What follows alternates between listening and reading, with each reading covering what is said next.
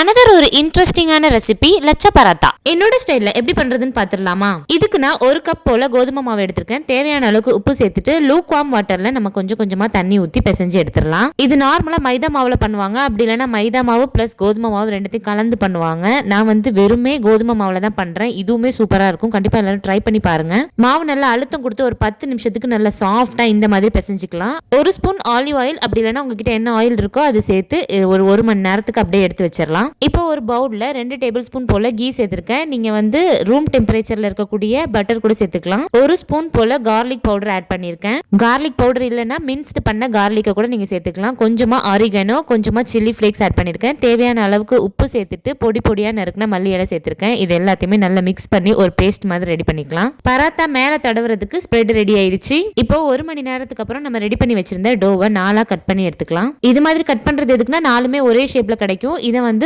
உருண்டை பிடிச்சி நல்லா ரவுண்டா பண்ணிக்கலாம். மாவு பிசைஞ்சு கண்டிப்பா 1 மணி நேரம் வைக்கணும். அப்பதான் நல்லா சாஃப்டா வந்து நமக்கு கிடைக்கும். துபாயில வைரல் லச்ச பராத்தா பர்கர் வந்து பயங்கர ஃபேமஸா போயிட்டு இருக்கு. ரொம்ப சிம்பிளா வீட்லயே பண்ணிடலாம். இன்ஷால்லா அடுத்த அப்கமிங் வீடியோஸ்ல நான் அப்லோட் பண்றேன். இப்போ ஒரு உருண்டையா எடுத்து திரட்டிடலாம். இப்படி திரட்டும் போது கொஞ்சமா ஆயில் சேர்த்து ஃப்ரண்ட் அண்ட் பேக் வந்து அப்ளை பண்ணிட்டு திரட்டும் போது நல்லா பெருசா திரட்ட முடியும் நம்மளால. ஏன்னா இதுல மாவு டிசல் பண்ணா ஒரு மாதிரி இருக்கும். எவ்வளவு தூரம் பெருசா திரட்ட முடியுமோ அவ்வளவு தூரம் நல்லா பெருசா திரட்டிக்கலாம். ஸோ இந்த ரெசிபி கூட சைட் டிஷ்ஷே தேவையில்லை, சும்மா சாப்பிட்டாலே அவ்வளோ டேஸ்டா இருக்கும். நெக்ஸ்ட் நம்ம ரெடி பண்ணி வச்சிருந்த பட்டர் கார்லிக் ஸ்ப்ரெட்டை வந்து நல்லா இந்த மாதிரி ஃபுல்லா பராத்தால படுற மாதிரி எல்லா இடம் தேய்ச்சிக்கலாம்.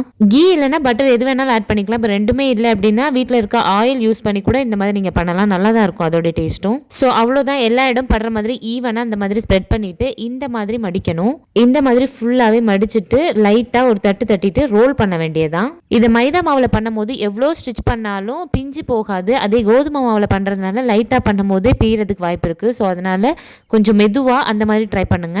ரொம்ப ஸ்டிச் பண்ணாம கையை வச்சு லைட்டா அட்ஜஸ்ட் பண்ணி பண்ற மாதிரி இருக்கும். அதுக்கப்புறமா சின்னதா லைட்டா திரட்டிக்கலாம். ரொம்ப பெருசா இல்லாம இந்த சைஸ்க்கு திரட்டிட்டு நம்ம சூடான கல்ல போட்டு எடுத்துட வேண்டியதான். இதுலயே ஆயில் பட்டர் ஸ்ப்ரெட் எல்லாம் இருக்கிறதுனால நம்ம துளி கூட ஆயில் சேர்க்காம சும்மாவே வந்து சுட்டு எடுக்க வேண்டியதான். நார்மலா சப்பாத்தி பரோட்டா எல்லாம் சுடுற மாதிரி தான் ஃப்ரண்ட் அண்ட் பேக் நல்லா திருப்பி போட்டு குக் பண்ண வேண்டியதுதான். ஸோ இதே மாதிரி எல்லாத்தையுமே பண்ணி எடுத்துக்கோங்க. சும்மா எப்பவுமே மைதா மாவுல செய்யாம இந்த மாதிரி ஒரு வாட்டி கோதுமை மாவுல ட்ரை பண்ணி பாருங்க. கண்டிப்பா டேஸ்ட் ரொம்ப நல்லா இருக்கும். இது கூட நான்வெஜ் கிரேவி, சிக்கன், மட்டன் எது வச்சு சாப்பிட்டாலும் சூப்பரா இருக்கும். வெறுமனே சாப்பிடும் போதே அவ்வளோ டேஸ்டா இருக்கும். பிக்கும் போது நல்ல லேயரா நல்லா சாஃப்டா சூப்பரா இருக்கும். கண்டிப்பா எல்லாரும் உங்க வீட்ல செஞ்சு பாருங்க. சோ இந்த வீடியோவை இவ்வளவு தூரம் பொறுமையா பார்த்ததுக்கு ரொம்ப நன்றி. வீடியோ பிடிச்சிருந்தா எம்மி ஃபுட்டிக்கு சப்ஸ்கிரைப் பண்ணிக்கோங்க. தேங்க்ஸ் ஃபார் வாட்சிங். அஸ்ஸலாமு அலைக்கும்.